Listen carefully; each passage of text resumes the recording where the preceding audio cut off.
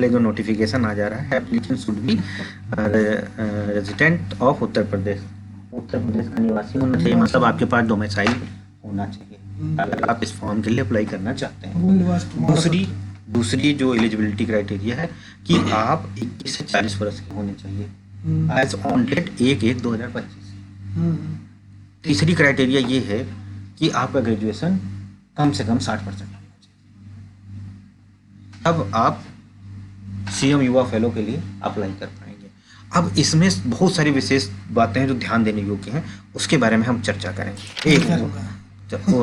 तो बेसिक चीज़ें डॉक्यूमेंट होने चाहिए, वो हमको दे दिए गए हैं, पहले ही आपके निर्देश में दे दिए गए हैं कि आपके पास एक फ़ोटो होना चाहिए वाइट बैकग्राउंड के साथ में, ठीक है, आपकी सिग्नेचर होनी चाहिए, आपके पास डिटेल्स में होना चाहिए 10th 12th ग्रेजुएशन, अगर पोस्ट ग्रेजुएशन कर रखा है तो पोस्ट ग्रेजुएशन की मार्कशीट, फाइनल ईयर की मार्कशीट आपके पास होनी चाहिए। जो एसेंशियल डॉक्यूमेंट हैं आपके पास इतने रिक्वायर्ड हैं।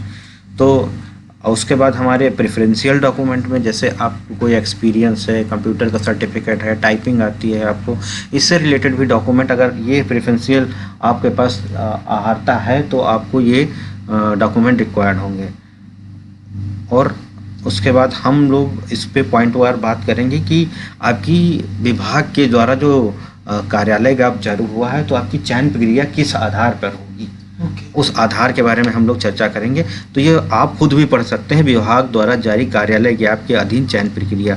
जब इस पर हम क्लिक करेंगे तो विभाग का कार्यालय ज्ञाप खुल के आ जाएगा। तो विभाग में स्कीम के बारे में, सीएम युवा उद्यमी विकास अभियान के बारे में बताया गया है कि है क्या, यह लोगों को रोजगार एंटरप्रेन्योर बनाने के लिए है कि एमएसएमईज को 5 लाख तक का गवर्नमेंट लोन पे सब्सिडाइज कर रही है, जिसमें कि एमएसएमईज को सिर्फ मूल धन देना है और इंटरेस्ट पार्ट सरकार पे करेगी अप टू 5 लाख। तो उसको प्रमोट करने के लिए डिपार्टमेंट में हर एक डिस्ट्रिक्ट में 2 एम्प्लॉयज़ रिक्वायर्ड हैं, जिसे सीएम युवा फेलो कहा गया। सीएम युवा उद्यमी विकास अभियान को आगे बढ़ाने के लिए हर एक डिस्ट्रिक्ट में 2 एम्प्लॉयज़ की रिक्वायरमेंट है, दैट इज़ उसको कहा गया है सीएम युवा फेलो।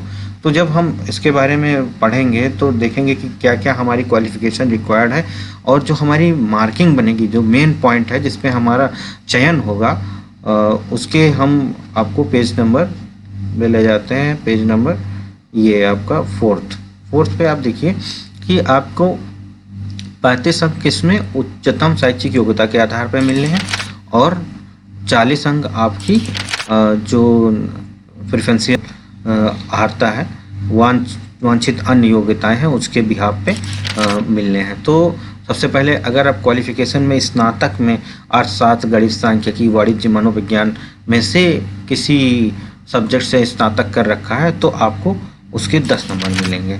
मतलब पहले एक रैंकिंग क्रिएट होगी, उसके बाद उसके लिए इंटरव्यू के लिए बुलाया जाएगा। तो रैंकिंग का आधार जो है आपका ग्रेजुएशन, पोस्ट ग्रेजुएशन, मूल आधार तो आपका ग्रेजुएशन है कि 60% होना चाहिए। उसके बाद अगर आप स्नातक में जो विषय दिए हुए हैं अर्थशास्त्र, गणित, सांख्यिकी, वाणिज्य, मनोविज्ञान, इससे किसी ने आपने ग्रेजुएशन कर रखा है तो 10 नंबर मिलेंगे। अगर आपका स्नातक बीई, बीटेक या किसी अन्य विषय में है, जो बीई बीटेक है तो किसी अन्य स्ट्रीम में बीई बीटेक है तो आपको उसके 25 नंबर मिलेंगे। स्नातक में बीई बीटेक, सीएस, आईटी और बीसीए अगर है तो आपका मतलब कंप्यूटर साइंस से, तो आपको उसके 30 नंबर मिलेंगे। उसके बाद आपके पोस्ट ग्रेजुएशन की बात कर रहे हैं तो पोस्ट ग्रेजुएशन किसी भी विषय में है, अगर जो नीचे जो दिए गए विषय हैं उनको छोड़कर किसी और विषय में है तो आपको 15 नंबर मिलेंगे। और नीचे दिए गए हैं कि अगर आपका पोस्ट ग्रेजुएशन अर्थशास्त्र, गणित, सांख्यिकी, वाणिज्य, मनोविज्ञान, पीएचडी या फिर आपने थीसिस कर रखी है, पीएचडी कर रखी है, थीसिस कंप्लीट है या पूर्ण है तो उस पर 20 नंबर मिलेंगे।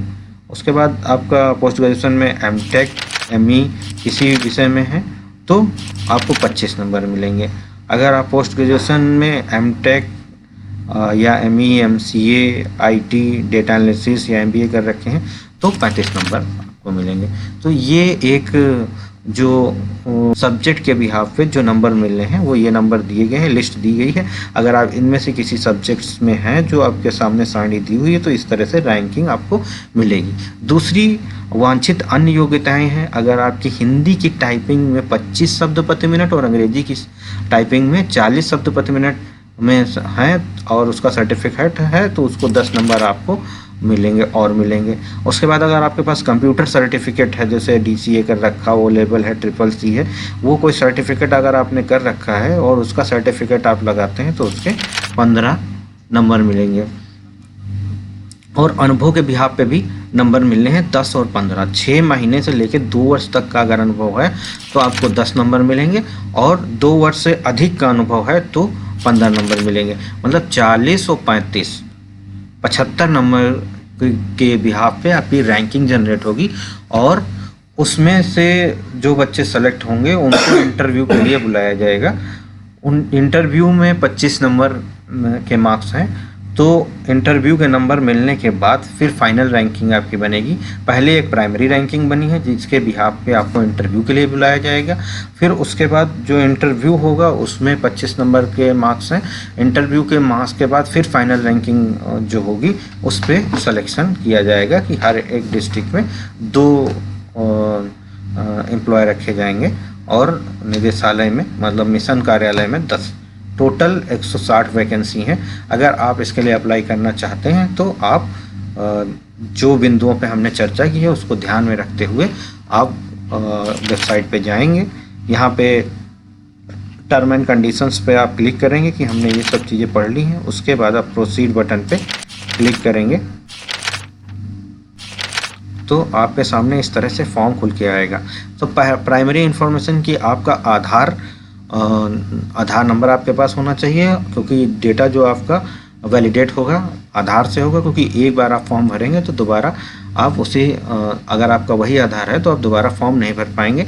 आपका जो एप्लीकेशन नंबर अप्लाई हो चुका होगा वो आपको मिल जाएगा। यहाँ पर जैसे आधार डालेंगे और आधार से वैलिडेट करेंगे आपके OTP को।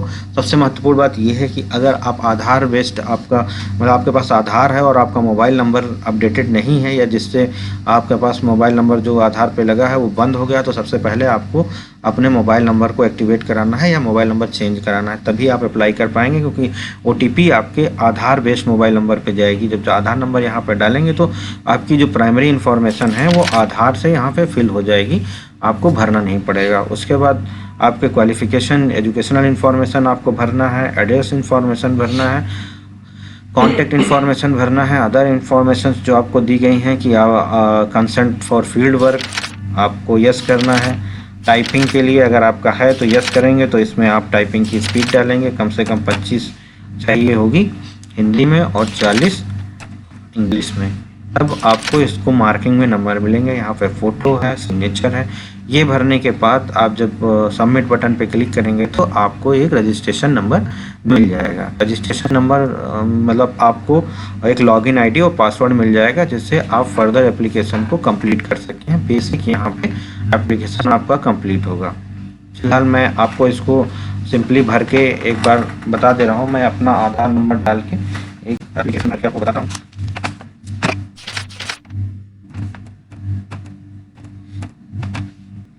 आधार नंबर डालते ही यहाँ पे एक नोटिफिकेशन आएगा, OTP send to the mobile number registered with the Aadhaar. अब आपके मोबाइल पे जो आधार नंबर फिल किया जाएगा उससे लिंक मोबाइल नंबर पे OTP पहुँच जाएगा। जब OTP वेरीफाई करेंगे तो आपके सामने इस तरह से इन्फॉर्मेशन फिल होकर और आ जाएगी। यहाँ पे आप अगर आप यहाँ पे कैटेगरी की बात हो रही है, कैटेगरी अनरिजर्व या जनरल या रिजर्व, अगर आपके पास कैटेगरी सर्टिफिकेट है तो आप यहाँ पे रिजर्व में सेलेक्ट करेंगे। अगर सर्टिफिकेट नहीं है या किसी भी कैटेगरी से है तो आपके पास सर्टिफिकेट नहीं है तो अनरिजर्व में आप डाल के एप्लीकेशन फॉर्म को भर सकते हैं, क्योंकि सर्टिफिकेट बनाने में लगभग 1 वीक का टाइम लग जाता है और लास्ट डेट जो है इसकी 17 है, तो 17 से पहले आपको भरना है तो आप चाहें तो अनरिजर्व कैटेगरी में इसको भर सकते हैं। उसके बाद आपका graduation maximum level of qualification पूछा गया है कि आप इसके बिहाफ पे अप्लाई करना चाहते हैं। तो आपने अभी हमने आपको कार्यालय आप दिखाया था, पोस्ट ग्रेजुएशन आपका है इस स्ट्रीम में तो पोस्ट ग्रेजुएशन के बिहाफ पे अप्लाई करेंगे, नहीं तो आप ग्रेजुएशन के बिहाफ पे अप्लाई करेंगे। तो पोस्ट ग्रेजुएशन वाली अप्लाई करके और यहाँ पे हमें ये सेलेक्ट करेंगे। लेकिन दूसरी प्राइमरी रिक्वायरमेंट क्या थी कि हमारा जो ग्रेजुएशन है वो 60% के ऊपर हो, तो उस केस में आपको ग्रेजुएशन की डिटेल यहाँ पे भरनी है। तो अगर आपको कोई एक्सपीरियंस है, do you have experience certificate of certificate of license, coordination, work in any private public banking institutional experience है और कितने साल का एक्सपीरियंस है यहाँ पे पूछा जाएगा। जैसे एक्सपीरियंस है तो यस करेंगे, अदरवाइज यहाँ पे नो का चुनाव करेंगे। यस सेलेक्ट करेंगे तो यहाँ पे कितने साल का एक्सपीरियंस है वो फिल करेंगे, कितने साल का एक्सपीरियंस सेलेक्ट करेंगे। आप जब एप्लीकेशन फॉर्म सबमिट कर लेंगे, फर्दर एप्लीकेशन फॉर्म जब कंप्लीट करने की स्थिति में आएंगे तो वहाँ पे एक्सपीरियंस सर्टिफिकेट अपलोड करने के लिए पूछेगा। यहाँ पे उसके बाद कोई सर्टिफिकेशन आपने कर रखा है कंप्यूटर का, वो यस या नो करना है। सर्टिफिकेशन कर रखा है तो यस करेंगे, तो जब अंदर एप्लीकेशन जब आप फाइनल चेक डॉक्यूमेंट्स तो उसको सबमिट करने के लिए सर्टिफिकेट